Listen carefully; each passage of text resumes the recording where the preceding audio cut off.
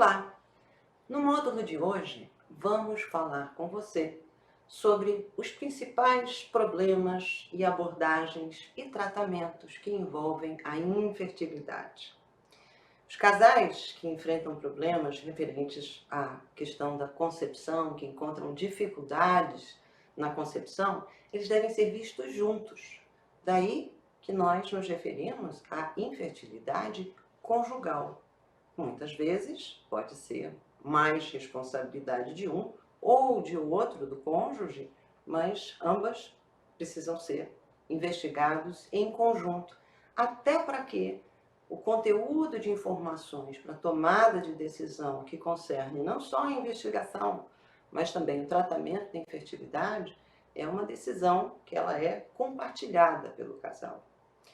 Outro destaque que é muito importante, que quero trazer hoje nesse módulo, é a abordagem mais sensível na questão da propedêutica que envolve a infertilidade, principalmente porque tange uma área muito íntima da vida humana, né? A questão da sexualidade, que precisa ser também abordada, investigada durante a primeira visita, o primeiro contato no sistema de saúde para esses casais que têm dificuldade de engravidar. E nessa oportunidade, para que o casal se sinta também à vontade de discutir e debater questões que se referem ao desejo, à libido ou à falta de libido, problemas referentes inclusive ao próprio ato sexual e eventualmente dúvidas que possam ser esclarecidas. Algumas vezes, inclusive, assuntos referentes a abuso sexual e violência sexual também podem ser trazidos numa consulta como essa. Então é muito importante um diálogo que se estabeleça nessa amplitude, mas também com profundo respeito. Bom,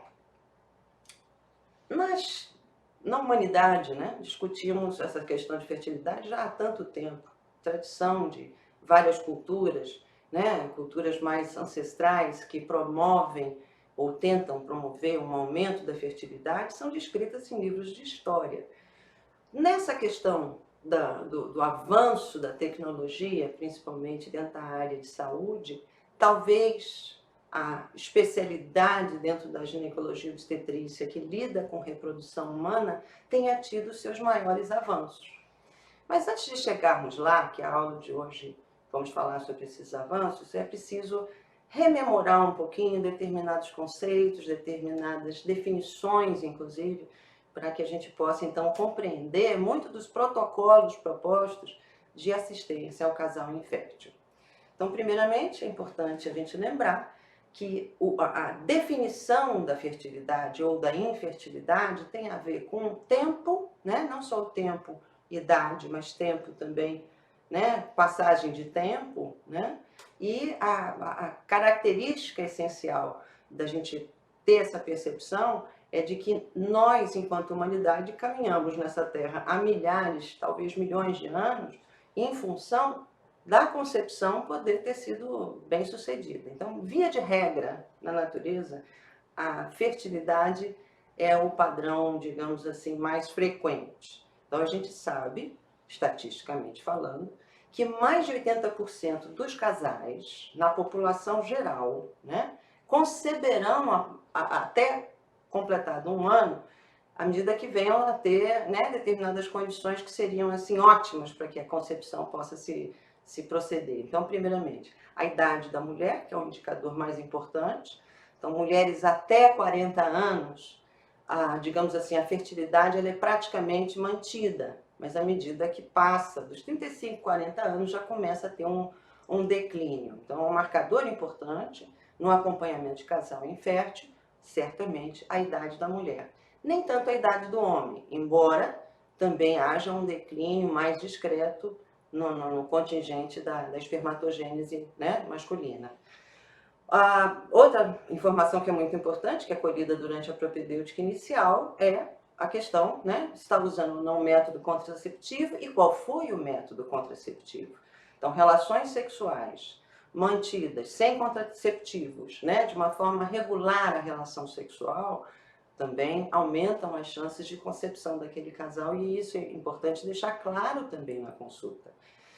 Naqueles casais, por exemplo, que passam, né, que não conceberam durante um ano, que passam um ano e após essas tentativas não conseguiram engravidar, lembrando que a grande maioria, né, aqueles 80%, serão bem-sucedidos, e esses 20% restantes também a gente conversa explicando que depois de 2 anos, praticamente aqueles 100%, digamos assim, que a taxa de gravidez cumulativa ao final de 2 anos, tendo relação sexual, sem o uso de nenhum contraceptivo, há possibilidade de 90% desses casais, ao final de 2 anos, terem sucesso também na gravidez. Então, o conceito de infertilidade, ele parte desse princípio, de que a lei natural é a fertilidade.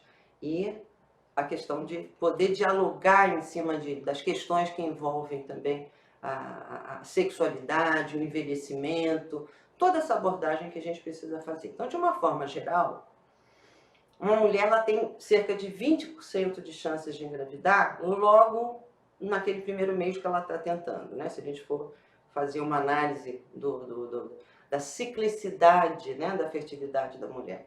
Isso porque a concepção, ela acontece, né, quando a mulher está no período fértil, e uma mulher saudável, normalmente ela ovula todo mês até lá os seus 40 anos. A partir dos extremos da vida, digamos, à medida que a mulher se aproxima mais da menopausa, esses folículos ovarianos, eles têm digamos, um prazo de validade. A menina, né, o embrião feminino, ela já nasce com um número de folículos que ela vai utilizar durante todo o seu ciclo reprodutivo. E o ciclo reprodutivo padrão da mulher começa a menarca por volta dos 11, 12 anos, ela menstrua teoricamente todo mês, né? Teoricamente ela é fértil todo mês, até adentrar o período da menopausa, que normalmente ocorre lá pelos seus 50, 51 anos. Então, efetivamente, esse é o período que a gente fala que é possível a mulher conceber, espontaneamente ou com recursos que a gente vai conversar hoje. Então, importante lembrar sempre, a idade, nesse sentido, é importante marcador do sucesso, tanto da concepção natural, como também da concepção com tecnologias de reprodução assistida. Então, para vocês terem uma ideia, nesse slide eu estou apresentando aqui para vocês uma pequena tabela que é, digamos assim, um compilado dos estudos que acompanham a trajetória da fertilidade feminina de acordo com a temporalidade, quer dizer, naquela margem de 19 a 26 anos, as mulheres, os casais, né, que tenham relação sexual frequente, e, digamos assim, é importante também lembrar que essa frequência da relação sexual, quanto maior a frequência, melhor, mas não quer dizer que precise virar um canguru perneta da noite para o dia. A gente recomenda que seja o ideal, né, a cada 2, 3 dias a relação sexual. Essa condição, né, numa mulher com menos de 40 anos, nós temos então uma taxa de gravidez na faixa etária de 19 a 26 anos, no primeiro ano, sucesso de 92%. Ao longo do segundo ano, aquelas que não engravidaram, essa taxa cumulativa pode chegar a quase 100%, 98%. E vocês podem observar que à medida que, né, os intervalos de idade vão se aproximando ao período a menopausa, quer dizer, no caso aqui eu estou colocando até 40 anos, a fertilidade ela tem um declínio, mas não é algo, assim, bicho de 7 cabeças de outro mundo, se compararmos as diferentes, né, faixas etárias que estão sendo apresentadas aí. Então, é importante considerar a idade, mas a gente não pode falar também do que a gente chama de senilismo, preconceito em relação à idade também, que, né, isso não ajuda em muita coisa. Em termos também de taxa anual de fertilidade, né, por 100 mulheres, esse gráfico nos mostra esse declínio da fertilidade a partir de 35, né, até 39 anos, quer dizer, até 40 anos, a faixa de descida dessa curva da fertilidade, estatisticamente falando, ela não compromete a qualidade da capacidade de conceber.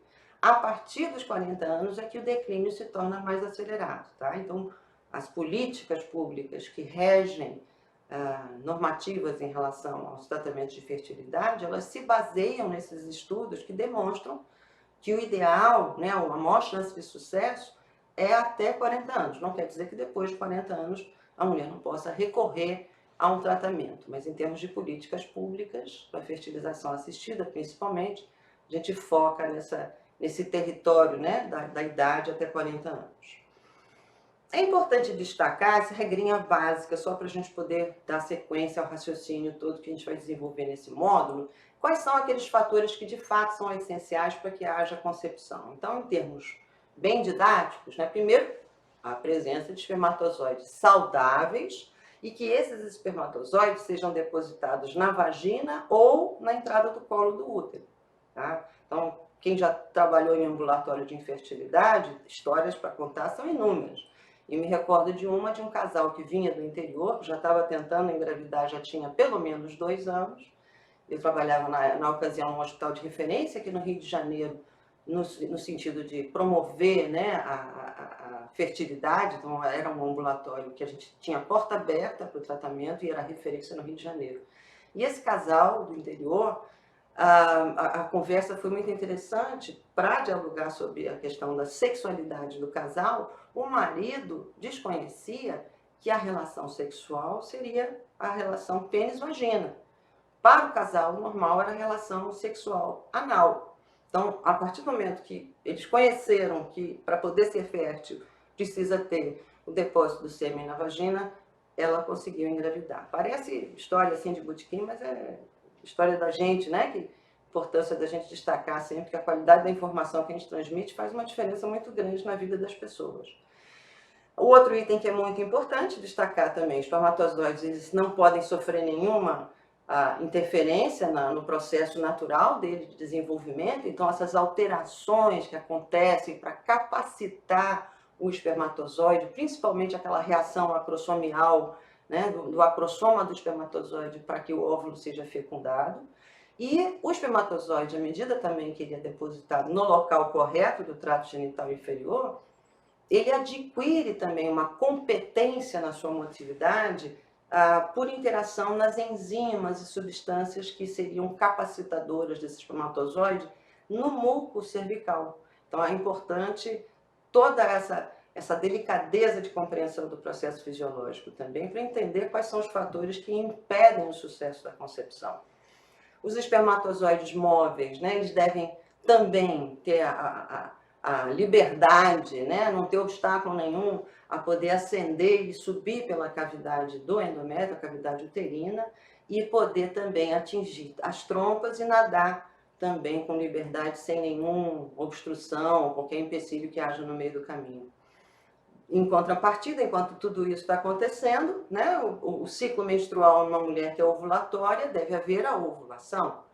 E a partir da ovulação, as trompas também, que colaboram nesse processo, precisam ter patência, precisam estar pérvias, precisam dar passagem ao oócito e ao espermatozoide.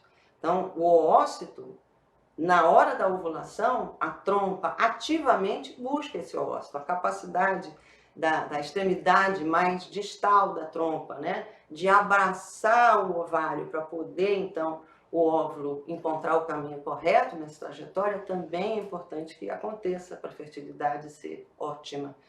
Os espermatozoides também, o local adequado para a fertilização, que se dá na porção da ampola da trompa, que também esse destaque muito em função de haver concepção, mas uma gravidez poder ser tubária, um dos fatores que pode obstruir a passagem, né, desse óvulo fecundado na trompa, pode ser dentro da origem, né, na gênese da gravidez ectópica.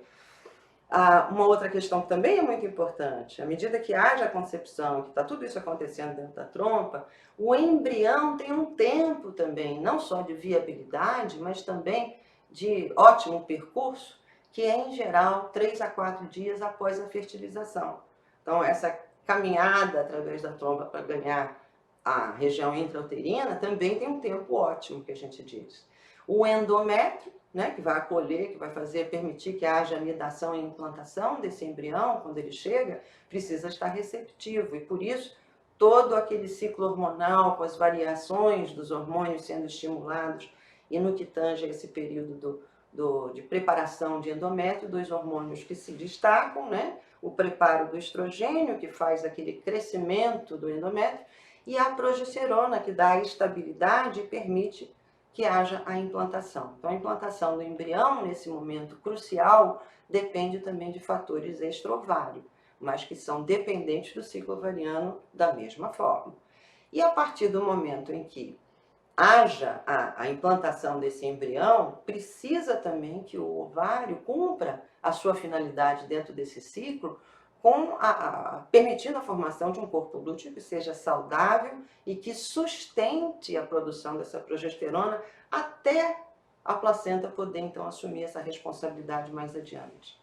Então, nessa imagem, a gente faz essa síntese, né? Que o visual fica um pouco mais fácil da gente poder pegar a sequência inteira, integral, de tudo que acontece no processo, desde o momento da ovulação, né, que sai o ósseo desse ovário, que a trompa tem uma participação ativa, que todos os mecanismos, não só físicos, mas bioquímicos, dentro do trato genital inferior, eles precisam estar funcionando, tinindo, para que a gente tenha o sucesso na concepção. Então, quando a gente fala assim, parece que é uma complexidade imensa, mas é uma orquestra que funciona tão perfeitamente, para a gente observar que esse sucesso aí de quantidade, a gente trabalha muito mais em termos de prevenção de gravidez do que promoção de gravidez, muitas vezes, né?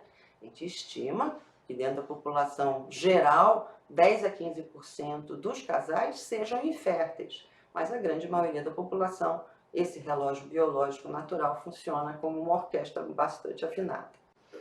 Então, em termos de definição, para que, né, até para quando for cair alguma questão em prova, a definição que aqui no Brasil se adota é aquela que é recomendada pela nossa Federação Brasileira de Ginecologia e Obstetrícia, a FEBRASGO, e ela define infertilidade como sendo a dificuldade do casal ter a gravidez no período de 1 ano, tendo relações sexuais, sem uso de nenhum tipo de anticoncepção.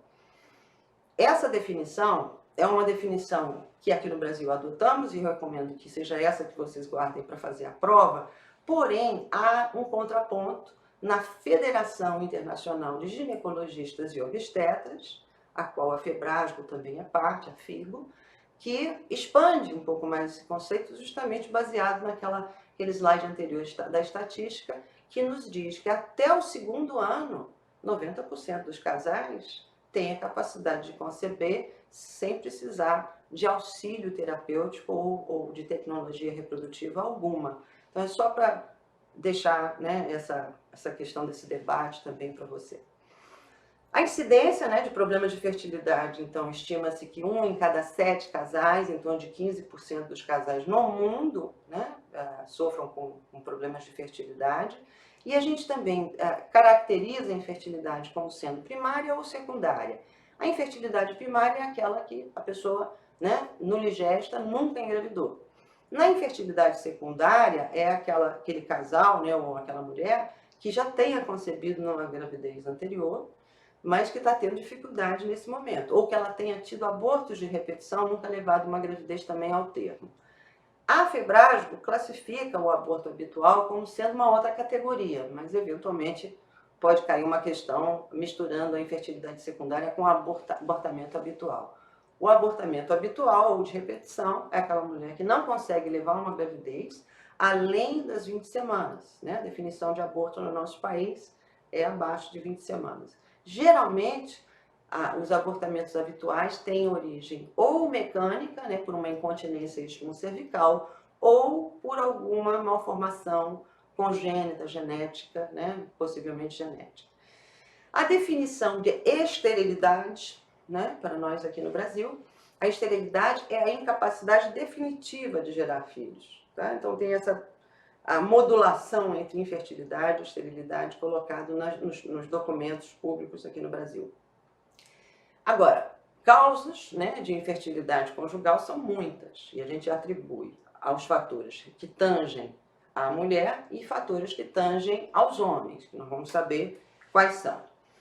Quando a gente faz a distribuição das causas de infertilidade, isso também são estudos que dependem da população que está estudando, mas por via de regra, essa informação que eu repasso aqui para você é uma informação traduzida de documentos da Organização Mundial de Saúde. Então, a infertilidade sem causa aparente, aquela que exaustivamente foi pesquisada, mas não chegou a ou pelo menos houve uma limitação para esse diagnóstico, é a responsável por uma em cada 4 situações de infertilidade conjugal, então em torno de 25%. A segunda causa, que também 20 a 25% dos casos, seriam as disfunções ovulatórias, né? Que nós vamos também conversar sobre isso hoje. A terceira causa, isso também aqui no Brasil tem uma conotação muito importante pela política, digamos assim, higienista que nós tivemos vigorando no nosso país até o finalzinho da década de 90, que é a questão da esterilização tubária sem uma regulamentação que seja mais apropriada.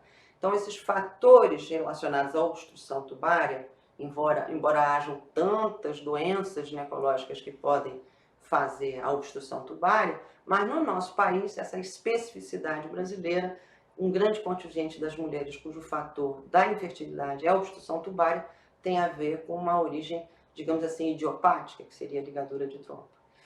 E em quarto lugar, meio que competindo também com esses fatores de obstrução tubária, seriam as causas referentes ao aspecto masculino, né, da fertilidade. E, em derradeiro lugar, os fatores relacionados ao que a gente chama de fatores uterinos ou os fatores também tubo-peritoneais, né, que a gente vai conversar. São duas categorias distintas, mas esse conjunto, né, de fatores ficam, então, com 10% aproximadamente de incidência. Eu quero também trazer uma lembrança também, que pacientes que tenham, né, problema com fertilidade, tudo que tange a questão de abordagem da fertilidade tem um componente muito forte também psicossocial. Então, é muito importante que a qualidade da informação que seja traduzida para o casal que busca esse tipo de atenção seja uma linguagem que tenha uma boa dose também de empatia para perceber-se o tanto quanto que há impacto emocional ou carga, digamos assim, do estresse, né, que pode também interferir na questão da concepção. Então, dentro também dessa experiência, quem trabalha com casais inférteis, isso não precisa ser só quem trabalha com reprodução humana, né? No dia a dia de consultório de ginecologista é muito comum a gente abordar a infertilidade. Mas tantos quantos casais já passaram também, que percebendo, né, o nível de estresse e de ansiedade pela demora na possibilidade de conceber, só recomendar, olha, compra um cachorrinho, sabe? Aquela coisa de você desviar o loco do afeto para um outro ser vivo. Quantas não engravidaram? Então, na época, eu tinha lá na fotografia, né, dos bebês que eu acompanhava, muitas eram o neném que tinha nascido junto com o cachorrinho que facilitou aquela concepção. Então, tem esse aspecto que é muito importante também da gente lembrar. Outra coisa também que é importante, alguns fatores interferem na qualidade da nossa fertilidade, fatores de, assim, de exposição, muitas vezes, né, ambiental, de hábito de vida. Então, recordar aqui que álcool, o uso excessivo de álcool, tanto para homem quanto para mulher, interfere na qualidade também da gametogênese, né? E, principalmente na mulher, o uso de bebida alcoólica, caso ela engravide, também atrapalha o desenvolvimento do bebê. Cigarro é outro também, né? O tabaco, as componentes do tabaco interferem também na espermatogênese e também no desenvolvimento fetal. Os homens precisam ser informados também que a temperatura na bolsa escrotal, ela precisa ser 1 grau abaixo da temperatura do corpo. Então, usar roupa íntima muito apertada, né? Que isso daí precisa também ser dialogado para poder deixar, né, a função escrotal, de fato, não ser o impeditivo para a concepção. E o uso também de alguns medicamentos, alguns medicamentos antipertensivos também interferem na qualidade também da espermatogênese, uso de drogas recreativas, né, principalmente o THC, a maconha, que pode interferir na espermatogênese, na contagem, inclusive, de espermatozoides. Então, é sempre bom alertar, né, o casal que está na primeira consulta sobre esses fatores. De toda forma, a avaliação inicial de um casal que busca, né, melhorar, ou pelo menos de tratar a sua infertilidade, ela pode ser iniciada em qualquer nível da nossa atenção. A gente tem centros especializados de reprodução humana, sim, que são serviços de referência Brasil afora, mas dentro da atenção básica existem protocolos assistenciais para o acolhimento e a consulta inicial, para a gente dar aquele start na investigação desse casal. É óbvio que, novamente, recordo, a idade é importante. Então, toda a parte digamos assim, de oportunidade de um diálogo na atenção básica, numa mulher de menos de 40 anos, é ótimo que seja feito na atenção básica. Mas, se a gente recebe um casal que já está há mais de 2 anos tentando, ou que a mulher tenha mais de 40 anos, aí o ideal é que a gente faça a referência para um serviço especializado o quanto antes.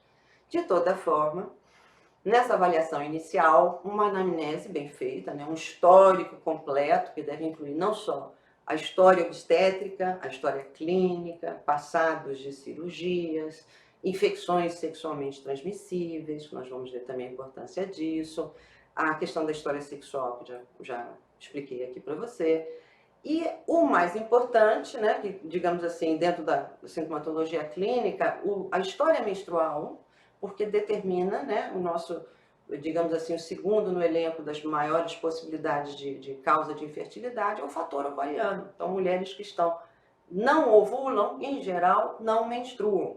A inversa não é verdadeira. Mas o fato dela ter uma menstruação que seja regular já é um indicativo bastante forte de que o fator ovariano provavelmente não é a causa da infertilidade. Além disso, um histórico familiar também é importante da gente colher. No exame físico, um exame físico que seja completo, no caso da mulher e do homem, né? A parte urológica do homem também deve ser examinada. Se você não tem esse conforto, essa confiança para fazer o exame do homem, encaminha para um urologista, mas é um exame basicamente de inspeção anatômica, né? Identificar se o homem tem uma hipospádia, se tem um testículo que não está localizado, né, dentro da bolsa escrotal, se tem algum passado de cirurgia também para o homem, isso é importante de ver. E no caso da mulher, idem. A gente tem que observar, né, fazer o exame ginecológico, uma inspeção, né, genital que seja também mais apurada dentro do possível. Agora, tanto o homem quanto a mulher, um outro fator bastante importante e relevante na terapêutica é a obesidade. Então, a pessoa que chega precisa ter um cálculo de IMC que seja menor do que 30, é o ideal, né? Quer dizer, os obesos acima de 28, 30, a gente tem dificuldades, inclusive, na terapêutica. Então, a fecundidade, a fertilidade também tem a ver com todo um metabolismo, né, que esteja otimizado, e a obesidade pode interferir. Outros exames, né, que são básicos nessa avaliação, que seriam assim, quase que como padrão, né, para a gente poder começar a dialogar, a avaliação também com ultrassom pélvico, que é importante, e cada vez mais a tecnologia se apruma para a gente poder ter uma definição melhor, inclusive, do próprio ovário, né, da questão da ovulação. Então, essa contagem dos folículos antrais, nós vamos ver hoje na aula a importância, né, para a gente saber se o ovário da mulher tem ainda, né, uma quantidade suficiente digamos, de folículos que possam ser trabalhados. Se ela tem algum cisto de ovário que precisa ser corrigido, algum mioma que seja impeditivo, pólipos, ou até mesmo a hidrossalpinge, que você pode também visualizar num simples exame de ultrassom. Espermograma completo é muito importante, né, que já também faz parte da investigação, sistematicamente a gente solicitar o espermograma completo. A questão da avaliação da pervierdade tubária, ela tem muito a ver com a história pregressa dessa mulher, né? Se teve alguma cirurgia, se teve algum passado de infecção sexualmente transmissível, uma gravidez tubária anterior, tudo isso determina se ela vai ter esse quadro clínico mais de suspeição para obstrução tubária. Mas, de toda forma, não é que seja a rotina a solicitação da histerosalpingografia ou qualquer que seja o exame de avaliação de patência tubária. É mais indicado naqueles casos em que há forte suspeita para tal. Então, pode ser feita uma histerosalpingografia ou uma ultrassonografia, que a gente fala de ultrahisterossonografia, que é semelhante à histerosalpingografia, só que ao invés de usar o raio-x, é utilizado o ultrassom. Tem um pouco mais de limitação em termos de predição, a histerosalpingografia tem um poder preditivo melhor, mas é um exame também que pode ser contemplado e cada vez mais é utilizado. Em termos de análise laboratorial, o que a gente deve incluir como um pacote assim, básico, né, de avaliação, podendo ser complementado também, dependendo da história clínica e da história pregressa, com outros exames, mas o básico, solicitação do hormônio folículo estimulante, o hormônio luteinizante e a progesterona na segunda fase do ciclo, e nós vamos ver por quê. Agora, eventualmente, algumas publicações vocês vão encontrar outros exames para serem ajuntados a esse. Agora, não há necessidade, em termos de evidências científicas, não há necessidade da gente avaliar a função tireoidiana, por exemplo. Se a mulher não tem nenhum sintoma ou sinal de doença tireoidiana, a avaliação da função tireoidiana não acrescenta em nada ao nosso arsenal de investigação. E principalmente se a mulher tem ciclo menstrual regular. Aí mesmo é que não há necessidade de gastar dinheiro fazendo a avaliação da função tireoidiana. Outro exame também que em tempos mais passados, mas ainda alguns colegas ainda insistem, é a aferição da ovulação através de um exame cruento, invasivo, como é a biópsia de endométrio. Datar o endométrio para aferir a ovulação é quase que uma cesariana de português. Cesariana de português, vocês já ouviram falar? É aquela que a gente abre a barriga e empurra o neném para nascer por baixo, sabe? Então, biópsia de endométrio não é exame recomendado, mas eventualmente vocês podem esbarrar com esse tipo de orientação. Lembrem do que a gente está conversando aqui hoje e busquem a evidência para consolidar a compreensão e raciocínio clínico também. Agora, todos os casais, né, mas principalmente a mulher que busca tratamento de infertilidade, é também uma oportunidade de algumas questões preventivas, né, para quando ela estiver grávida. Então, avaliar se ela teve vacinação de rubéola, como é que está o estado imunológico dela para rubéola, porque se por um acaso for necessário, aproveita, já faz a vacina para rubéola. Hepatite, sífilis, tudo isso pode ser feito também nessa oportunidade já em termos de preparação. E destacar uma abordagem também terapêutica para quando ela estiver grávida, para evitar o risco, né, daquelas doenças congênitas de distúrbio de formação do tubo neural, né, principalmente a espina bífida, meningomielocele, tudo isso, que a gente consegue prevenir fazendo uma dose de ácido fólico, que ela deve começar a fazer tão logo inicia o tratamento também de infertilidade e mantém até o 3º mês de gravidez.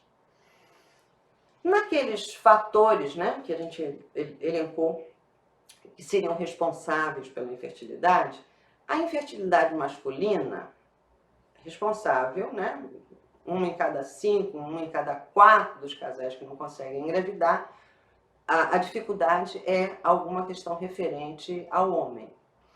É um tabu também conversar sobre isso e, novamente, recordo que é importante a gente ter essa empatia também para com o homem, pela questão da nossa cultura, tem uma assertividade muito forte da masculinidade com a questão genital, né? Então, é um assunto, um terreno que a gente precisa ir com muito cuidado, mas a compreensão do cidadão moderno, atualizado, né, de saber que a contribuição dele é importante para que a mulher engravide, o exame de espermograma é a condição sine qua non para a gente começar uma abordagem terapêutica, né, num casal estéril. Então não adianta que não tem como fugir de fazer um espermograma. E é um exame que é super simples de ser feito, né, gente? A avaliação do resultado dessa análise, né, do esperma, tem um padrão também de referência que é recomendado pela Organização Mundial de Saúde. Então, o exame do sêmen, ele é fundamental, ele define a linha terapêutica que nós vamos seguir e ele precisa cumprir determinadas metas. Então, o volume de sêmen de 1,5 ml ou mais é o ideal. O pH desse sêmen também é em torno de 7,2. A concentração de espermatozoide, que isso também é interessante, porque desde que eu comecei a estudar a parte de acompanhamento de infertilidade, isso já faz mais de 30 anos, o tamanho, digamos assim, da concentração da amostragem vem variando. Mas atualmente o que vigora é que o homem, para ser considerado fértil, para ser considerado, passou no teste do espermograma, ele precisa ter no mínimo 15 milhões de espermatozoides por ml. 15 a 20, tá? Esse seria assim, o nosso limite. E é interessante observar que não só foi a mudança, né, na qualidade do esperma, é que de fato atribui-se a essa modificação a interferências ambientais. Então, é como se o homem há 50 anos atrás, o que era considerado padrão, né, para a concentração de espermatozoides seria o dobro disso daqui, em torno de 50 milhões. Mas, por uma série de questões, a humanidade está evoluindo e o homem está produzindo menos espermatozoide. Isso é um alerta. A questão da motilidade também do espermatozoide é importante. Há uma motilidade progressiva, porque o espermatozoide também pode ficar nadando em círculo e não chega a lugar nenhum. Então, a motilidade progressiva ela precisa ser no mínimo de 40%. E essa motilidade com essa direção e pelo menos 32% ou mais, né, que possam ter esse nado, digamos assim, mais assertivo. Em termos de vitalidade, pelo menos 58% dessa amostragem de espermatozoide precisa estar viva. E a morfologia, o ideal é que tenha uma porcentagem predominante de espermatozoides normais e as formas anormais sejam o mínimo dessa amostragem, em torno de 4%. Então, a coleta do espermograma é bastante simples, né? Ela é feita normalmente, pode ser colhido de casa também, o transporte pode ser feito para o laboratório, mas em geral as clínicas têm uma salinha lá específica, com as revistinhas, filminho, que seja para inspirar o cidadão a colher o material, num potinho que é esterilizado. A gente recomenda em torno de 2 a 3 dias de abstinência antes de fazer o exame. A feitura do exame ela é rápida, ela é simples, o resultado, né, sai geralmente bastante prontamente. Se houver alguma alteração, tanto de quantitativo quanto em termos de qualitativo, morfologia, vitalidade, etc., a repetição do exame que a gente recomenda para poder validar ou não aquele exame inicial, o ideal é que se espere pelo menos uns 2, 3 meses para poder confrontar esses exames. Isso é muito importante porque, eventualmente, nós esbarramos com aquela condição dramática da azospermia. Azospermia ou a oligospermia seria a azo é a ausência de espermatozoides. E a oligo é tão pouco, tão ralo, que realmente não vai ter possibilidade, né, de imediato com a concepção espontânea natural.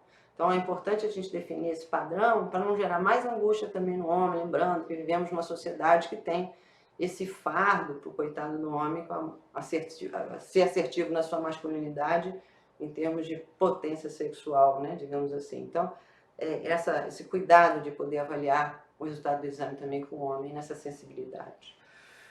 As causas de infertilidade masculina, elas são divididas em 3 causas essencialmente. Então, se é um componente que tem a ver com a fase pré-testicular, digamos assim, que tem a ver com o estímulo à produção de espermatozoides, então dentro do eixo hipotálamo, hipófise e né, a região gonadal masculina, a interferência pré-testicular seria uma disfunção ou congênita, né, que no caso é a síndrome de Kalman, que é a deficiência do hormônio mesmo que faz a liberação dos hormônios gonadotrópicos.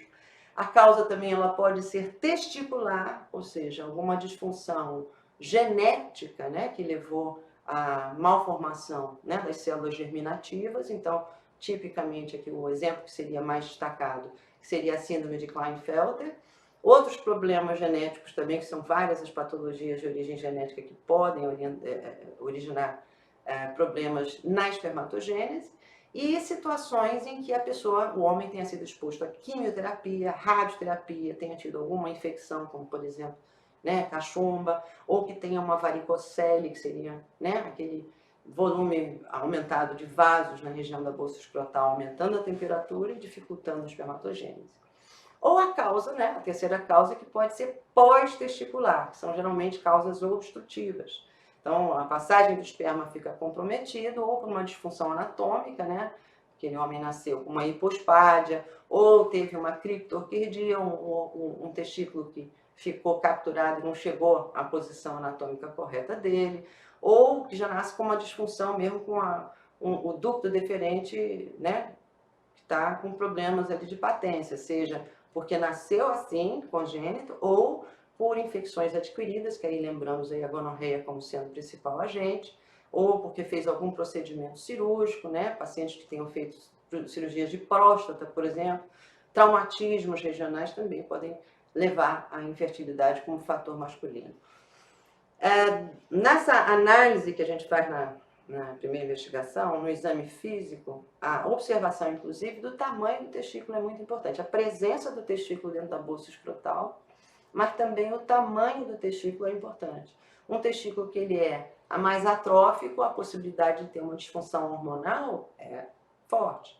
Se tem um tumor testicular, também, né, é uma possibilidade de uma obstrução. Então, uma das causas pode ser também relacionadas a essa análise clínica primeira que nós fazemos antes de pedir qualquer exame de dosagem hormonal ou qualquer outra coisa. Isso não isenta o espermograma. O espermograma é o que vai definir, tá? Na infertilidade feminina, assim como na infertilidade masculina, ela também é classificada de acordo com alguns fatores baseados na região anatômica, né, que está disfuncional. Então, essa localização ela pode se dar em qualquer parte, né, do trato reprodutivo feminino, que inclui desde o colo do útero, né, o próprio útero, trompa, os ovários, né, e o próprio peritônio, que envolve todos esses órgãos. Se houver algum fator relacionado a essas estruturas anatômicas, a gente tem uma linha de conduta, uma linha de ação que é diferente. Então, essa imagem que eu trago para vocês é tentando, né, definir mais ou menos, para cada um desses fatores, quais seriam as possibilidades de patogenia que seriam atribuídas a esses fatores. É claro que isso daqui não é para limitar a informação que vocês recebem. Em via de regra, o fator tubário, a obstrução tubária pós um hidrossalpinge ou pós endometriose são fatores que contribuem como sendo assim causas primeiras de fator tubário. Numa situação que a gente considera como fator ovariano, que seria a maioria das infertilidades referentes à mulher, né, infertilidade feminina, a disfunção ovulatória com uma anovulação que pode ser de origem central, que ela pode ser por um distúrbio metabólico, ou mesmo uma disfunção do próprio corpo lúteo que não se mantém. No fator cervical, as principais causas seriam cervicite crônica, qualquer coisa que obstrui a passagem do espermatozoide para entrar dentro do útero, né? Uma cervicite crônica, uma própria obstrução, né, do colo ali, como se fossem sinéquias pós-manipulação, conização de colo uterino, qualquer coisa que tenha uma distorção da arquitetura do colo do útero. E fatores imunológicos também, que cada vez mais a gente se apura nessa direção também de fazer esse diagnóstico, né? A dosagem daqueles anticorpos anti-esperma. No fator uterino, quaisquer que sejam as alterações da própria estrutura da matriz, né? Então, se houver um estímulo inadequado à produção do endométrio, se houver uma endometrite crônica, geralmente a tuberculose, que no nosso país ainda é um problema bastante sério. Miomas que venham a distorcer a cavidade uterina também podem ser fatores relacionados também à infertilidade. As próprias sinéquias intrauterinas, né, pós-procedimentos de raspagem, né, de dilatação e curetagem, ou mesmo a mulher que já nasceu com uma malformação no próprio útero, né, um útero septado, situações desse tipo. Então, os fatores essencialmente relacionados à mulher são atribuídos a essa questão mais anatômica. E vamos falar, cada um desses fatores, o que é destaque, que é importante guardar de mensagem para a vida clínica de vocês, mas também para poder ter sucesso na hora de fazer a prova. O fator cervical, né, que seria a dificuldade do encontro, da passagem do espermatozoide através do colo uterino, pode se dar por uma estenose, né, estenose cervical, que impede então que o espermatozoide possa adentrar ou cria um ambiente bastante hostil à passagem desse espermatozoide. Geralmente está relacionado à manipulação nessa região e, né, com técnicas que a gente tem de biópsias cada vez mais apuradas, por exemplo, uma excisão, uma conização que a gente tem que fazer para poder fazer um acompanhamento adequado de alguma lesão como um HPV. Isso tudo distorcendo a anatomia do colo do útero acaba levando a cicatrizes, a retração e a dificuldade para tornar aquele espermatozoide mais, digamos assim, mais capaz de passar por essa primeira barreira. A infertilidade também com o fator cervical, ela também pode se dar por alterações no próprio muco cervical. A gente lembrando, né, do ciclo menstrual, a função do estrogênio é em favorecer que esse muco cervical seja, digamos assim, de dar acesso mais fácil para qualquer que seja a migração do espermatozoide que está ali. Então, se houver alguma dificuldade ovulatória, eventualmente o comprometimento do muco cervical acaba gerando um fator cervical ali que pode ser hostil também à passagem e à possibilidade de fertilização. Então, eventualmente, a gente acaba até usando estrogênio local, né, para ajudar a vencer esse fator cervical.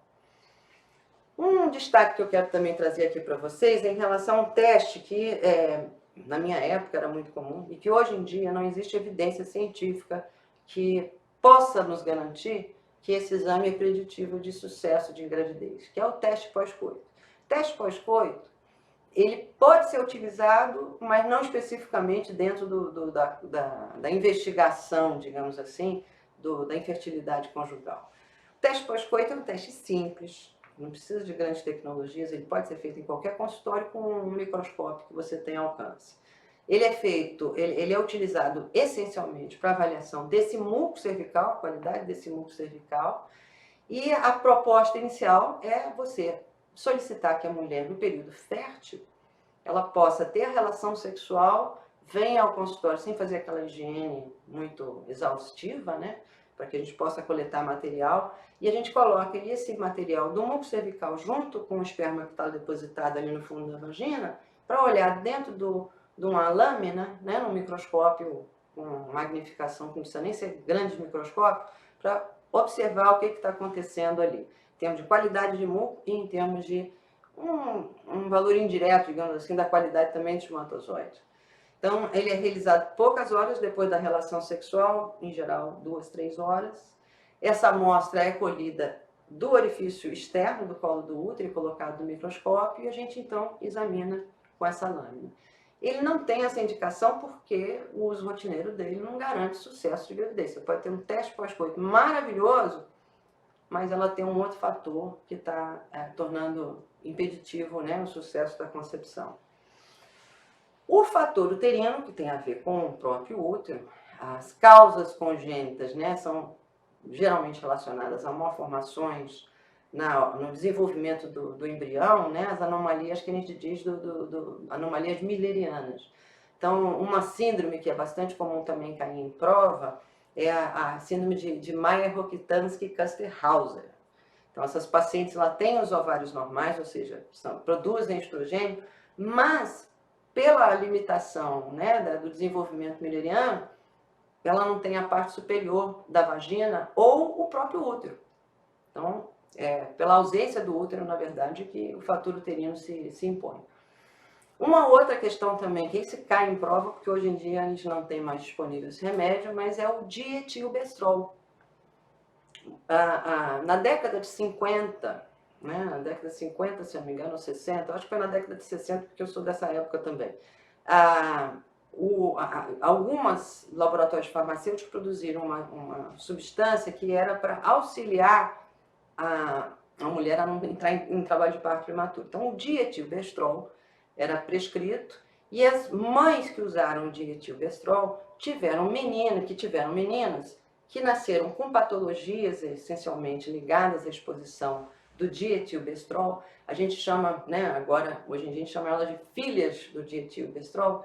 São meninas que resultaram com a anatomia uterina mais comprometida e com tumores que se desenvolvem a partir da exposição a esse hormônio. Das causas adquiridas, que a dietilbestrol é uma causa congênita. Das causas adquiridas, né, a gente inclui aqui a endometrite, com esse destaque bastante importante para sermos um país em que temos ainda problemas com a tuberculose. Então, a endometrite por tuberculose é uma das causas cada vez mais frequentes no nosso país. Mas, via de regra, no nosso país como lá fora, as lesões traumáticas de dentro da matriz, quer dizer, a síndrome de Asherman, que é aquela sinéquia promovida iatrogenicamente por uma intempestividade maior na hora de fazer uma curetagem uterina, ou quando a gente tem também situações de distorção dessa anatomia, como pólipos, miomas, né? E, enfim, fatores relacionados a essa questão mesmo de distorção anatômica.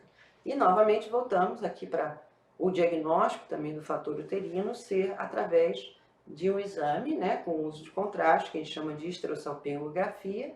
Nessa imagem vocês podem observar ali, são 3 diferentes casos, né? O da sineque uterina, que você observa que o preenchimento mais opaco que você observa ali com o uso do contraste, existe no meio uma falha que é a sineque. Você pode observar aquela linha mais negra no meio da imagem. No lado, né, que mostra a obstrução de trompas, você pode perceber que o contraste ocupa toda a região do útero, da própria vagina, que pode ver ali com bastante facilidade, mas você já vê que de um lado a trompa não está recebendo, o contraste não está passando, então ela com certeza tem uma obstrução daquela trompa do seu lado direito, e a trompa do outro lado, provavelmente com hidrossalpinge, né, que você vê aquela distorção, o contraste ocupando um espaço ali nebuloso. No de cima, no mioma submucoso, que a gente pode observar dentro da cavidade uterina, algumas falhas como se fossem assim os botões pretos, que seriam a localização desses miomas submucosos. Então, a histerosalpingografia é um exame bastante potente também para a gente identificar quaisquer que sejam os fatores relacionados ao útero. O fator tubário, né, que é um fator também bastante comum no nosso país, pelo bloqueio dessas trompas, a gente também consegue observar através da histerosalpingografia. Essa histerosalpingografia ela pode determinar, inclusive, qual é o melhor tipo de tratamento. Então, pode ser feito um tratamento ou de recanalização dessa trompa, ou a gente já definir logo de cara, né, que a gente vai precisar recorrer a algum tipo de terapia reprodutiva assistida, como fertilização in vitro. Então, determina também a histerosalpingografia muito da conduta que a gente tem no fator tubário. Quando a gente se refere ao fator tubo-peritoneal, que não é só a questão da obstrução da trompa, mas é a distorção da própria arquitetura da trompa, associado a uma distorção imposta pelo próprio peritônio que está ali para tentar proteger, mas que acaba agredindo, é uma categoria que a gente coloca à parte também como fator, né, diferente do fator tubário que eu acabei de mencionar. Então, as causas que, essencialmente, que conduzem, né, que levam a gente a pensar num fator tubo-peritoneal, seriam as doenças da pelve ou do peritônio, né, uma história pregressa de doença inflamatória pélvica, certamente, cirurgias pélvicas, abdominais baixas, principalmente que cursem com complicações em pós-operatório, eventualmente levam a aderências. Essas aderências distorcem a nossa anatomia, podendo também levar ao fator tubo-peritoneal. Mas o grande estrela desse grupo do fator tubo-peritoneal é a endometriose. A endometriose é um desses achados que tem um significado, digamos assim, no componente de abordagem da infertilidade, que é bastante, digamos assim, tem feito grandes avanços. Então, a endometriose ela é uma condição, né, do tecido endometrial que é encontrado fora do útero, e lembrem que aquelas teorias todas que a gente tem, que é de muita discussão a origem, né, como é que começa primeiro o ovo ou a galinha, o importante é que a endometriose é essa a disposição do endométrio de ter uma capacidade de se posicionar fora da região que deveria ser, que é dentro do útero. Então, um endométrio localizado fora no útero, em geral no peritônio, pode ser um dos fatores atribuídos à infertilidade. Então, essa anatomia da região anexial, pela reação inflamatória causada pela endometriose, ela se altera e distorcida, ela perde muito da sua função. Pode acometer, inclusive, a região ovariana. Então, os cistos da endometriose, né, os endometriomas, com aquela grande destruição e distorção também da região dos folículos, impedindo, inclusive, que os oócitos possam ser, né, capazes de serem ovulados. A redução também da receptividade endometrial, muitas vezes pacientes que têm endometriose, a reação inflamatória local que dá o sintoma, né, das cólicas progressivas, da própria desconforto na relação sexual, né, a dispareunia, toda essa sintomatologia inflamatória que a endometriose pode causar nesse implante leva a alterações nessa capacidade de resposta endometrial para o implante do embrião. O paciente, então, que tem suspeita, né, de endometriose, o ideal é que nós possamos, então, referi-la a um profissional mais especializado, né, um nível de complexidade maior, para poder, ao mesmo tempo, diagnosticar e tratar a doença, e se no caso ela está buscando o tratamento para a infertilidade, o diagnóstico foi endometriose, também já poder encaminhar o mais brevemente possível para fazer o tratamento também da sua fertilidade. Então, a endometriose, esses implantes, né, podem se dar em qualquer região, né? Nessa imagem a gente pode ver ali que tem um implante bem em cima da trompa, distorcendo e agredindo a trompa, criando uma reação inflamatória que dificulta a passagem também do espermatozoide e do óvulo para se encontrarem. A própria projeção, né, implante de endometriose no ovário, nas estruturas todas da região pélvica, criando uma reação inflamatória muitas vezes violenta nos casos mais graves. E temos então aqui também, né, por último, o nosso fator ovariano, que eu guardei para o final, para a gente poder ter um detalhamento melhor. E tudo isso que eu estou falando hoje, como em qualquer outro módulo que nós tenhamos aqui frente a frente, o material que complementa, ele expande um pouco mais esses conceitos que eu procuro dar a síntese, na verdade, aqui nessa apresentação. Então, o fator ovariano, ele tem uma grande responsabilidade dentro da infertilidade do casal, e nos fatores que são relacionados à mulher, ele é responsável por 40% dos casos de infertilidade feminina. Então é um grande grupo, né, populacional das mulheres com dificuldades de engravidar, cujo problema essencial é uma disfunção ovulatória. E a gente fala muito em reserva ovariana, cada vez mais a gente vai falar em reserva ovariana. Reserva ovariana, na verdade, é a gente poder tentar, pelo menos, inferir um prognóstico para aquele ovário de possibilidade de ter sucesso na gravidez. E como a gente sabe, né, a temporalidade do ciclo de vida feminino, que é determinado, então quando a gente tem uma mulher nos extremos principalmente, né, quando estão chegando já perto da menopausa, a reserva ovariana pode ser um exame que complementa também a conduta ou a direção terapêutica que a gente está querendo levar. Então, essencialmente, a reserva ovariana ela é para as mulheres que já estão passando lá dos 40 anos, que seriam o componente de exame com valor preditivo melhor.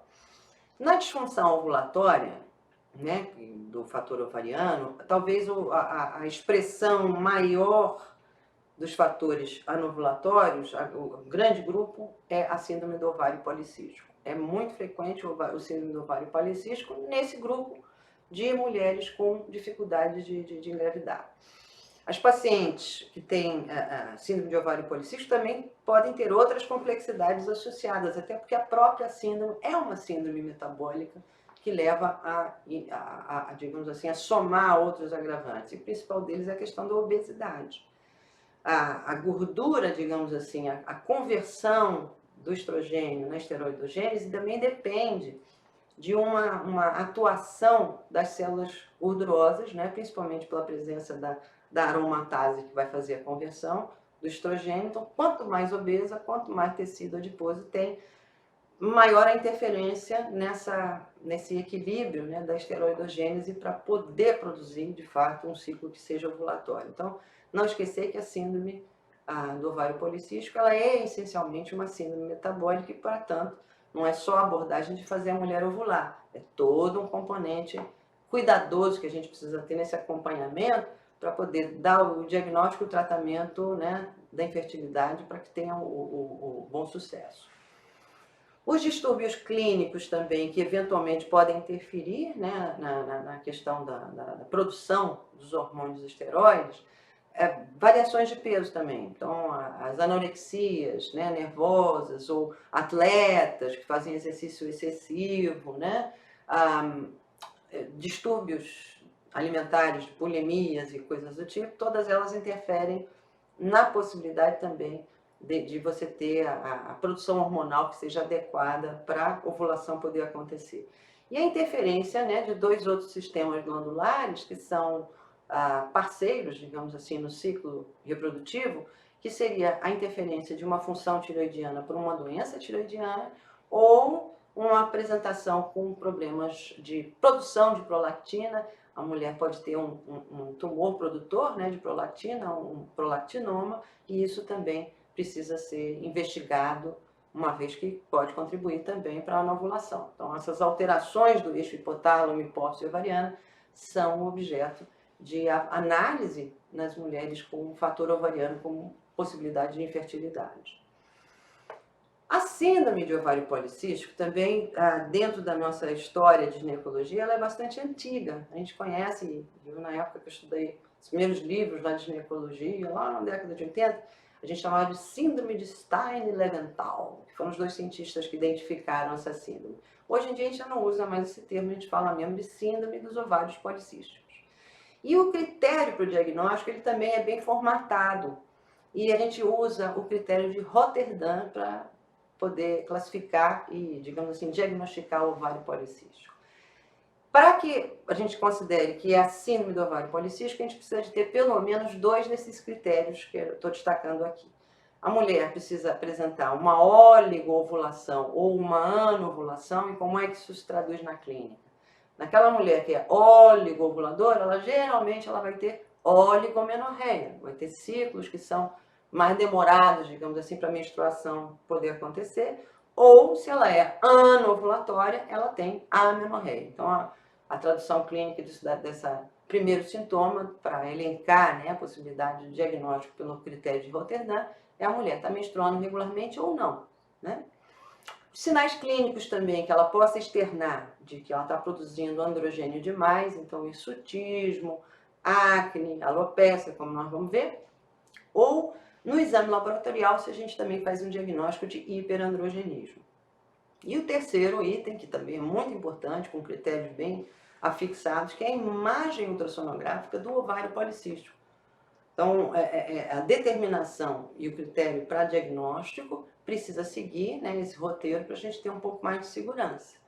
O tratamento da infertilidade que tem a ver com o ovário policístico geralmente envolve a gente dar um upper, né, dar uma impulsionada para esse ovário, estimulando ele a funcionar usando medicamentos indutores de ovulação e que podem ou não ser complementados com outras substâncias, né, que eventualmente, dentro da complexidade do acompanhamento do ovário policístico, a gente também tem uma hierarquia de opções de recursos terapêuticos, e nós vamos conversar sobre isso aqui também.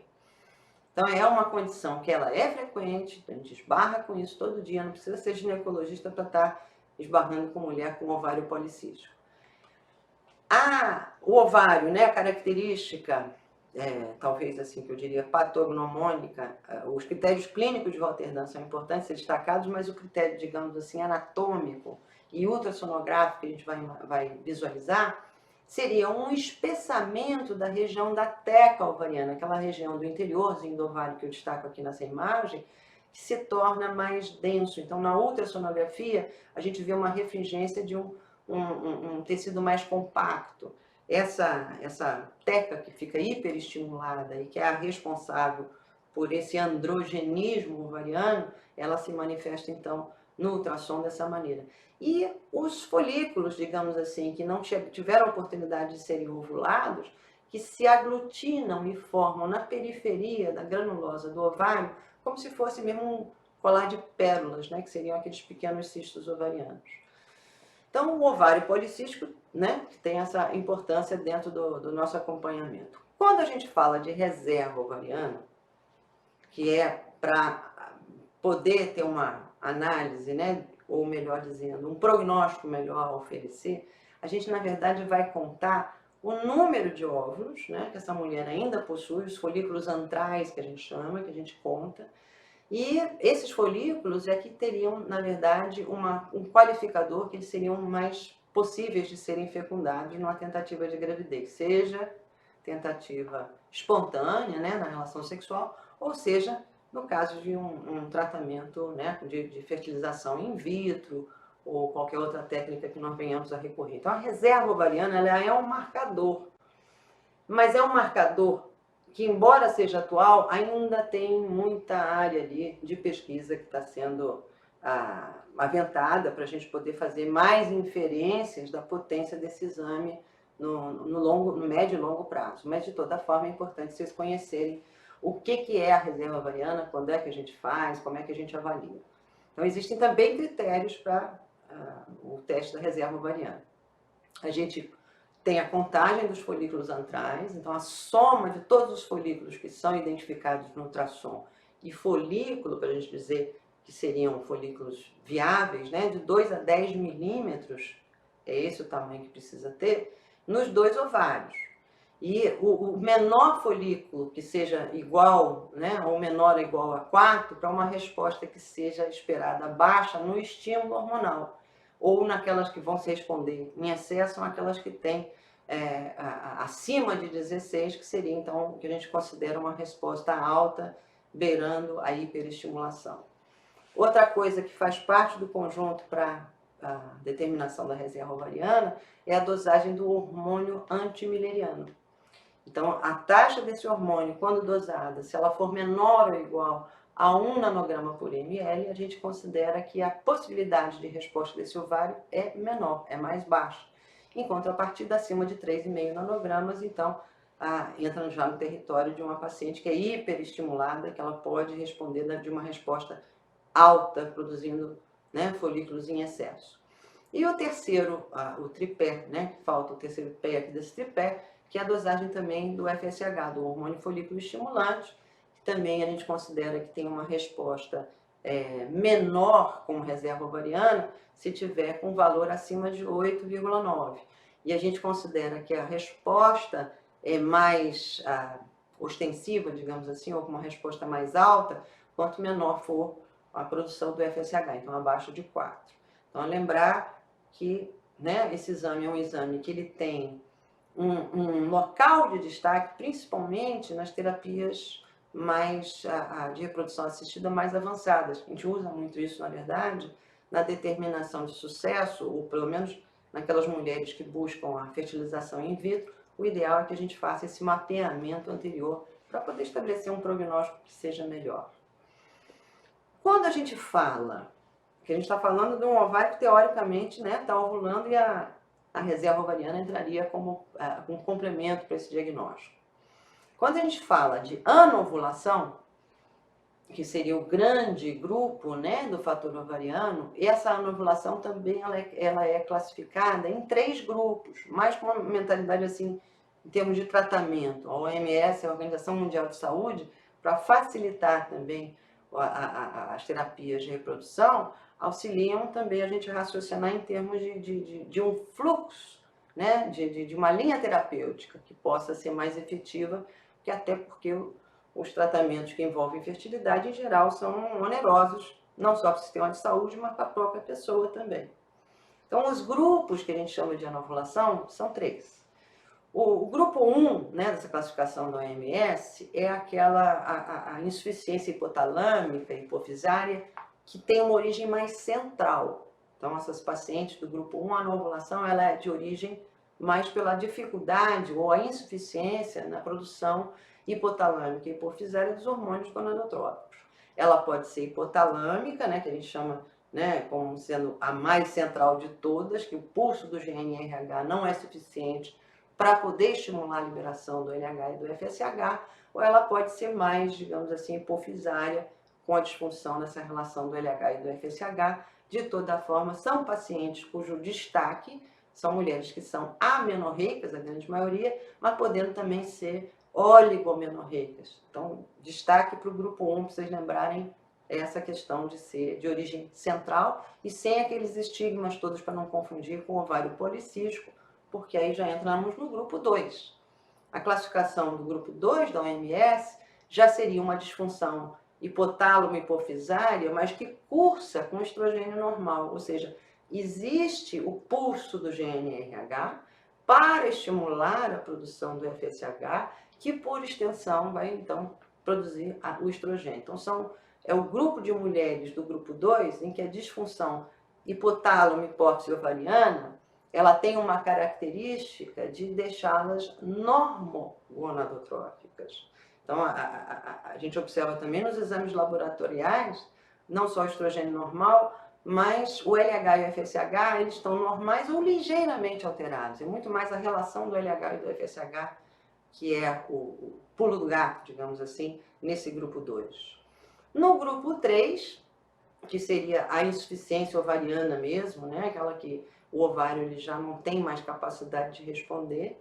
Essas pacientes são aquele grupo em que o nível da produção estrogênica é praticamente zerado, ela é considerada praticamente uma mulher que tem, né, uma situação de não produção, de não fertilidade desde a origem. Então, é muito associado às disgenesias gonádicas, né, as alterações, digamos assim, genéticas que causam o imprint na produção, na formação do ovário, que não acontece, então não tem atividade follicular desde sempre.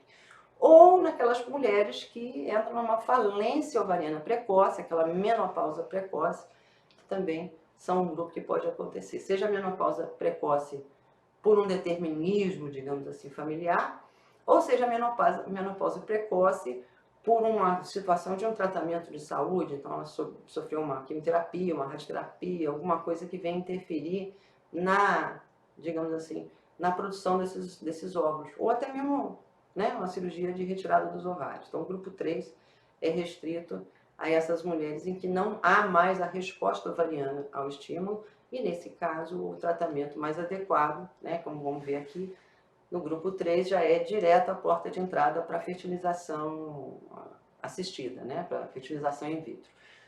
Mas no grupo 1, aquela que tem uma onovulação de origem mais central, o tratamento tem uma certa complexidade e uma resolutividade também bastante grande, porque essas mulheres elas respondem muito bem à administração do GnRH, daquele hormônio liberador de gonadotrofina.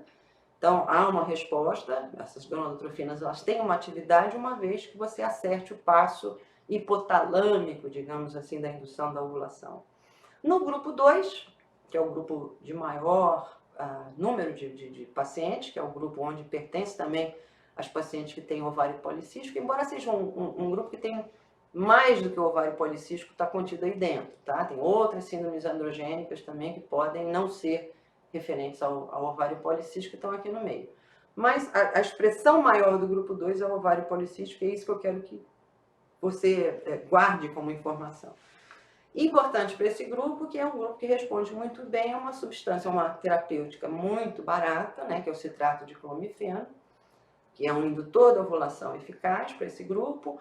Pode também, em alternativa, usar a metformina, que nós vamos ver, né, o ovário policístico como síndrome metabólica, a resistência insulínica agrava o androgenismo, então o uso de uma metformina para reduzir também essa capacidade da insulina em interferir no mecanismo de produção hormonal, torna a metformina uma opção terapêutica também para o grupo de ovário policístico.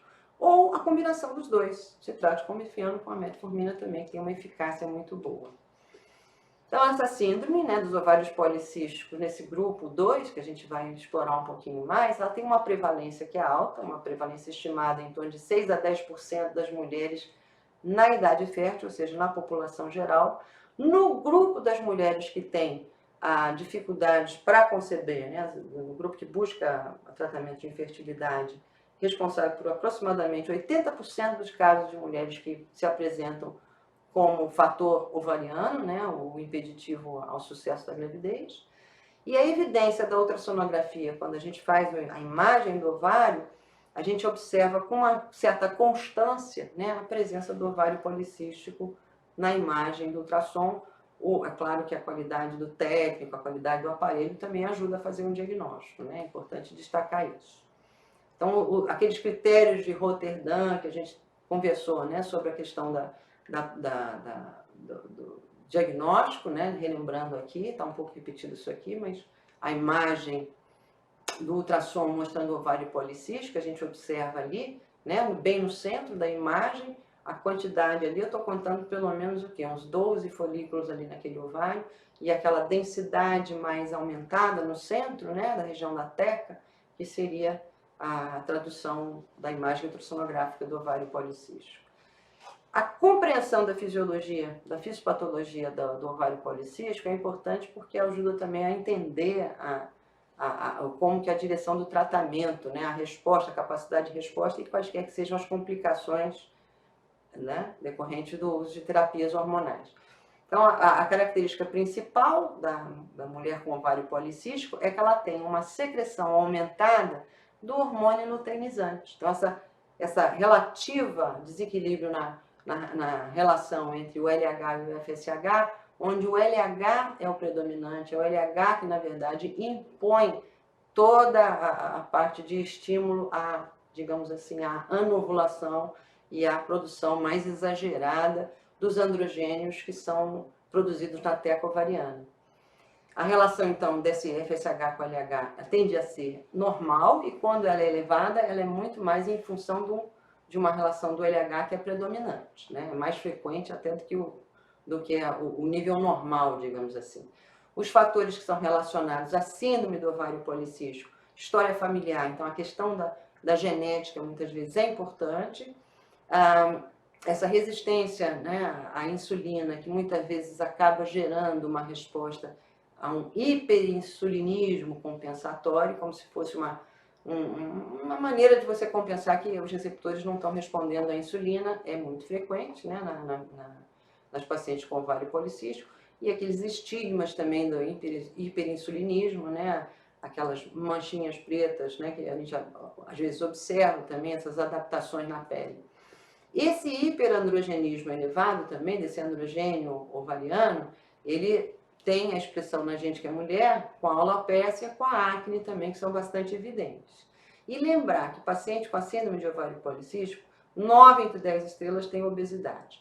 Pode acontecer de haver síndrome de ovário policístico em mulheres que tenham um índice de massa corpórea dentro da normalidade? Pode, mas isso é menos frequente. O mais frequente é que seja obesa e seja o objetivo do tratamento da síndrome do ovário policístico apenas digamos assim, a questão dos sintomas, né, de diminuir os sintomas, ou seja, porque a mulher quer engravidar, em qualquer uma das situações, não querendo engravidar ou querendo engravidar com ovário policístico, é fundamental mudança de hábito de vida e o enfrentamento à obesidade. Isso, em muitas situações, até evita de ter que usar qualquer que seja o medicamento de estímulo à ovulação. Só de diminuir a massa corpórea auxilia e muito a diminuir a resistência à insulina e a fazer todo aquele mecanismo de esteroidogênese voltar ao que deveria ser. Então é importante dar esse destaque. Então nessa figura, né, que eu coloco aqui meio que um diagrama, né, de como que se relacionam os diversos sistemas, levando à fisiopatologia do ovário policístico, lembrar que na origem de tudo está a resposta ao estímulo inadequado à produção de gonadotrofina, então esse desequilíbrio entre o LH e o FSH, que faz um estímulo maior à produção do LH, o LH como sendo um hormônio que venha impactar na resistência também da insulina nessas mulheres, e eventualmente até a associação com diabetes mellitus, quer dizer, como se fosse o ovário policístico levando também a uma doença metabólica crônica, não só a questão mesmo funcional, né, de fertilidade. Então, o enfrentamento à resistência insulínica periférica é a grande chave para o tratamento dos ovários policísticos. Então, a gente pode observar a interferência de vários sistemas aqui, a própria produção, por exemplo, da proteína carreadora, né, dos hormônios sexuais também, que precisa se adaptar, se altera, é uma possibilidade também da gente poder trabalhar e enfrentar, né, como se fosse uma questão de mudança mesmo de hábito de vida. Quero lembrar a vocês também, na questão do hirsutismo, né, a maneira que a gente faz um diagnóstico clínico, antes de pensar em dosar estrogênio, em dosar outros hormônios que são desse eixo, é importante a observação clínica e lembrar o índice de Ferriman e Galloway para poder classificar o hirsutismo, né, que tem vários graus e que precisam também ser anotados na ficha clínica. Então, principal expressão clínica do ovário policístico são os distúrbios menstruais, né, geralmente a menorreia e a oligomenorreia, e os sintomas do hirsutismo que se manifestam pela questão do aparecimento de pelos. O androgenismo, além dos pelos, também promove uma secreção seborreica maior na pele, então a parte cosmética mesmo da acne. A alopécia também, que pode ser observada nas mulheres de ovário policístico, principalmente naquelas mais crônicas. Tudo isso tem tratamento, tem, mas algumas coisas, né, a gente não consegue resolver. Um outro estímulo também, que num órgão genital que se traduz pela androgenia, né, pelo excesso de androgênio, seriam as hipertrofias de clitóris também, que se manifestam. Então é uma manifestação clínica bastante evidente também do hiperandrogenismo. E no caso da hipertrofia do clitóris, o único tratamento de reversão seria uma cirurgia estética no local.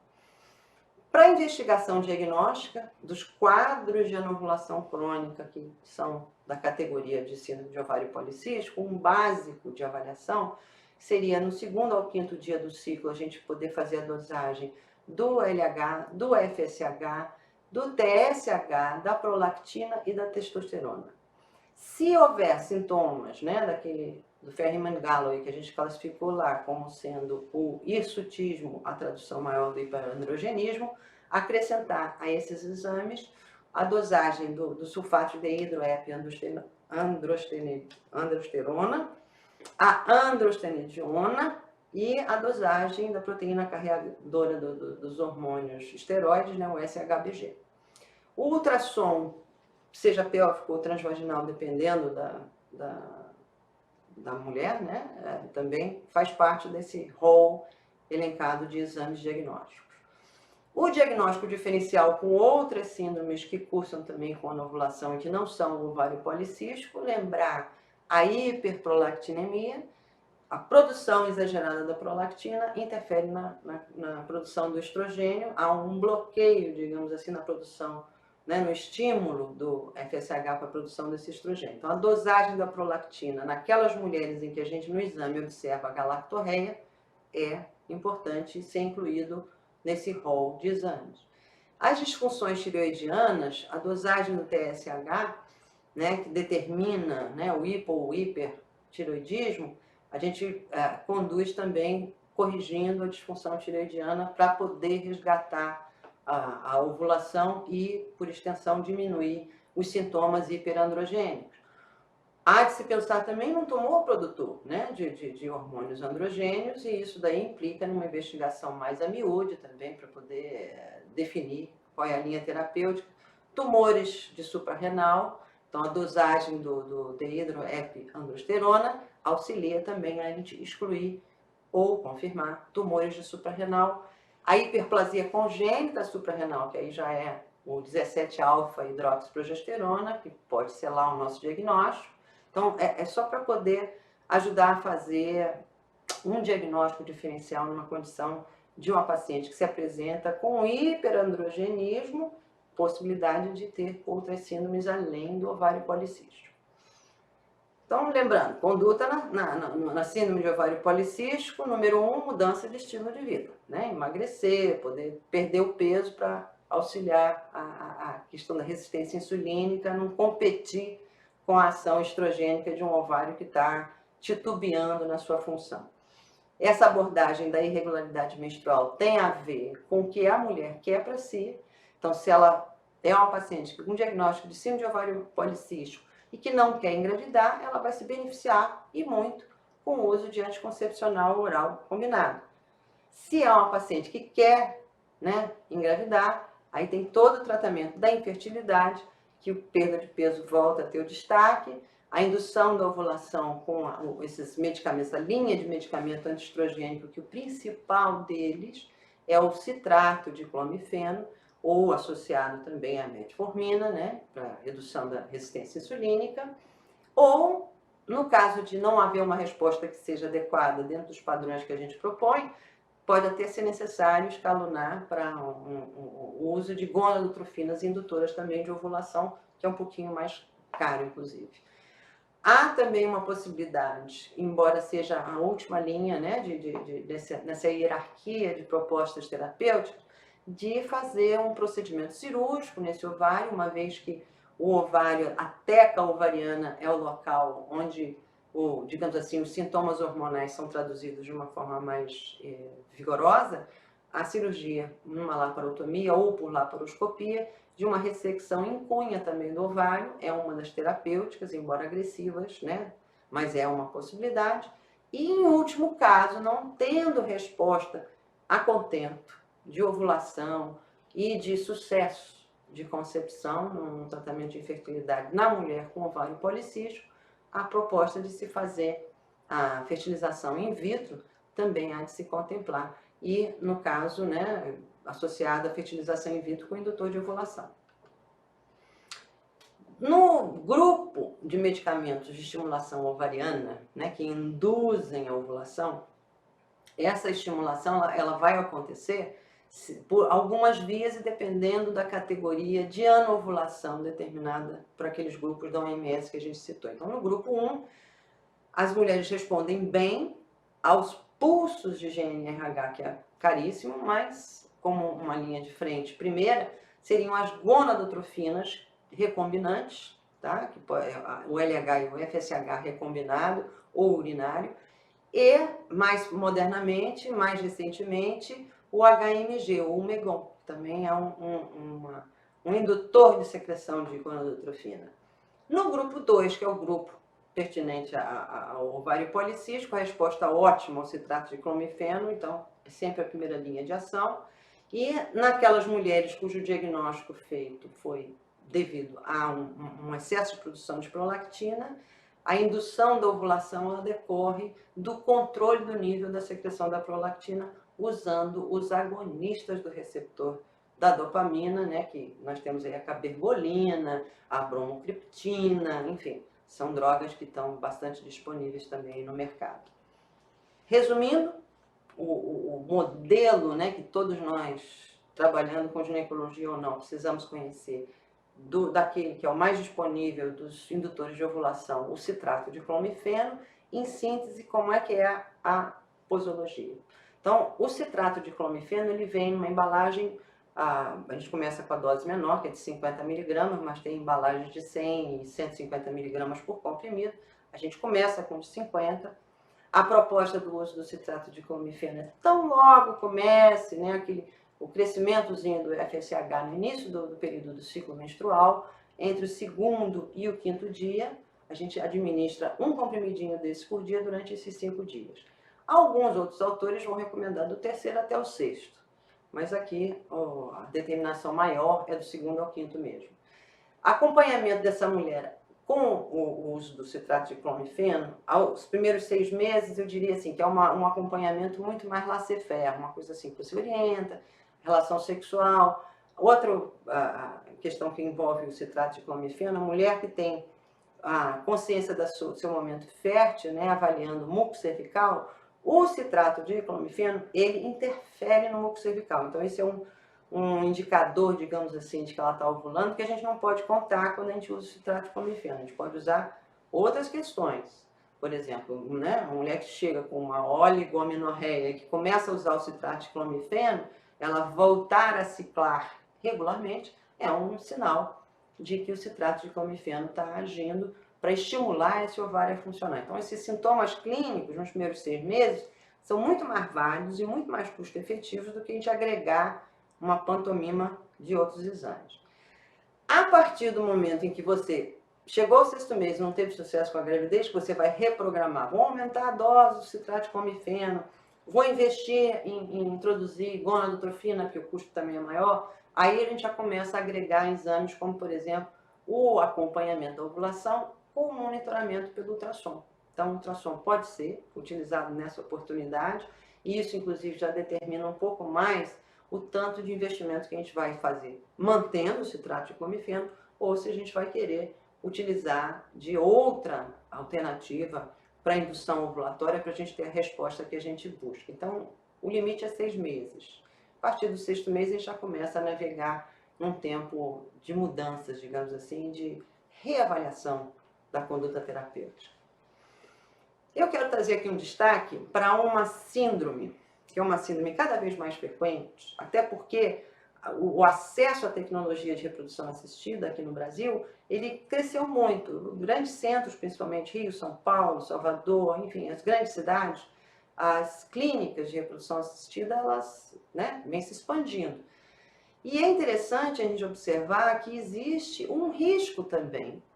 Quando não há um protocolo muito amarradinho de indução de ovulação, ou seja, em algumas situações em que o profissional, numa área de atenção à saúde da mulher que ainda carece de uma regulamentação mais precisa, eventualmente o profissional se sente mais confortável e livre para usar combinações terapêuticas de indução de ovulação, mas que não modulam o risco. Então, cada vez mais o debate está se centrando num efeito colateral bastante dramático e sério, né, de complicação na reprodução assistida, que é um ovário hiperestimulado, hiperresponsivo às drogas para indução de ovulação. É o que a gente chama de síndrome de hiperestimulação ovariana. E a gente chama também de vilão de todo esse arsenal que a gente tem terapêutico de indução de ovulação e que a gente precisa ficar atento. Um estudo realizado em Londres, se eu não me engano foi em 2012, 2013, tem uma colega minha, ginecologista, que ela publicou, eu fiquei muito impressionada. Em Londres, né, como no Reino Unido, o acesso ao aborto legal é amplo, o aborto é legal, né, no Reino Unido. E ela fez uma comparação entre as mortes decorrentes de aborto e as mortes decorrentes de tratamento de fertilização in vitro. Por causa da hiperestimulação, em Londres, morre-se mais mulheres de tratamento de infertilidade do que de aborto. Então, isso é uma questão que é muito séria para chamar a atenção a gente dessa entidade nosológica chamada Síndrome de Hiperestimulação Ovariana, ou SHO, ou OHSS, se você estiver lendo papers em inglês. Então, a síndrome de hiperestimulação ovariana é uma complicação decorrente desse estímulo ovariano. Algumas mulheres são mais sensíveis e respondem com superovulação, produzem um monte de folículos, né? E é claro que para o tratamento de fertilidade o objetivo é essa multi-oferta de folículos, mas não pode ser um exagero também, que o ovário muitas vezes pode responder em excesso e gera, na verdade, um caos ovulatório e um quadro bastante grave, podendo até levar à morte, né? É uma resposta decorrente dessa estímulo exacerbado do ovário, ao estímulo hormonal induzido pelo medicamento indutor de ovulação, que produz folículo como se estivesse explodindo aquele ovário na produção de folículos. E isso, né, nessas mulheres que se submetem à fertilização in vitro, muitas vezes elas não são alertadas disso. Muitas vezes não tem nenhum planejamento de cuidado se eventualmente isso acontecer. Então é muito importante despertar a atenção de todos na comunidade médica, né, de profissional de saúde, para, né, esse cuidado e essa compreensão para que a gente possa, digamos assim, modular um pouco mais as complicações que advêm de uma terapia como essa. A incidência mundial, né, no Brasil a gente ainda não tem levantamento para isso, mas a incidência mundial é em torno de 10%, né, ou uma em cada 200 casos, né, de 5 a 10% das mulheres que tenham um estímulo hormonal podem sofrer essa complicação grave e que muitas vezes exige hospitalização com nível de complexidade como um CTI, por exemplo. O efeito dessa síndrome, como é que a gente reconhece que essa síndrome está acontecendo? Os sinais, né, e sintomas que a mulher apresenta, em geral, ele acontece que dentro do ciclo de programação, mais especificamente fertilização in vitro, você inicia a indução de ovulação com uma terapia indutora da produção do FSH e do LH, ou a substituição do FSH e do LH, e no período pré-ovulatório você ainda acrescenta uma dose de HCG. Em geral, as síndromes de hiperestimulação acontecem nesse momento da administração desse HCG, que é feito periovulatório. Então, aquelas mulheres que apresentam sinais e sintomas de distensão abdominal, de desconforto abdominal, de náusea, né, vômito, diarreia, né, que até eventualmente você fez um ultrassom de acompanhamento de ovulação e observou que aquele ovário cresceu rapidamente demais entre um exame e outro que você fez para monitorar, Tudo isso é indicador de que pode estar se manifestando uma síndrome de hiperestimulação ovariana. E ela é categorizada em leve, em moderada e grave. No quadro, na coluna que a gente escreve como crítico, é aquele onde houve, de fato, uma resposta quase que neurogênica, né, de um choque, de um sequestro de volume, e que a mulher se apresenta com sintomas decorrentes desse sequestro volêmico, né, da permeabilidade excessiva do ovário às quininas produzidas pelos ovários, que fazem essa permeabilidade vascular mais excessiva e um terceiro espaço de sequestro daquele líquido, e ela passa a se comportar como um choque hipovolêmico. Então, é uma mulher que vai se manifestar com uma insuficiência, de repente, uma insuficiência renal aguda, pela drástica redução do volume, né, de líquido circulante, ela pode estar sujeita a maior risco de tromboembolismo, ela pode apresentar, né, nesses sintomas de sequestro com ascite, com derrame pleural, inclusive com derrame pericárdico, levando a um tamponamento. Então, são quadros bastante dramáticos e bastante sérios que a gente precisa ficar atento. E o tratamento é tempo e o aporte de volumes, né, um monitoramento, digamos assim, dos principais sinais vitais para que a gente module esse sequestro. Os fatores de risco conhecidos, né, até onde nós sabemos, para síndrome, aquelas mulheres que estão mais sujeitas, que são um grupo de risco para hiperestimulação ovariana, tem a ver com caracteres, né, por exemplo, os riscos que seriam primários antes de você começar a indução de ovulação e que você tem que ficar antenado para se prevenir, são aquelas mulheres que têm um baixo índice de massa corpórea, que tende a reagir mais àqueles hormônios que você está administrando, mulheres que são muito jovens, mulheres que tenham antecedente de tentativas anteriores, né, de fertilização in vitro que manifestaram a síndrome de hiperestimulação ovariana, principalmente aquelas que foram hospitalizadas. O grupo de sensibilidade dos ovários das mulheres com síndrome de ovário policístico também é um grupo cada vez mais de preocupação, então por isso que a gente modula muito a intensidade da indução da ovulação nesse grupo, para evitar que a gente caia numa situação de hiperestimulação. Quando a mulher já de princípio, né, antes de começar a indução da ovulação, ela já está começando a manifestar um número excessivo em resposta a uma pequena dosagem de clomid com a produção de folículos antrais, então mulheres que de repente mais de 14, né, folículos estão sendo produzidos, entra nessa faixa de risco, ou se a dosagem do hormônio antimileriano tem um nível que seja acima de 2,5 nanogramas. Depois da estimulação ovariana, o acompanhamento e monitoramento dessa ovulação ele se dá através de imagens de ultrassom e, eventualmente, de dosagens hormonais.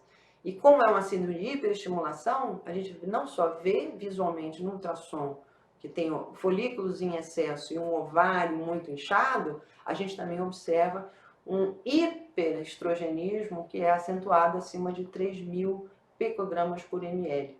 Então é importante só categorizar bem aonde que entra a nossa análise de risco para uma complicação que pode ser prevenida, uma vez que a gente tem essa predição. Nós vamos então conversar num segundo momento sobre as terapias, né, de abordagem da infertilidade.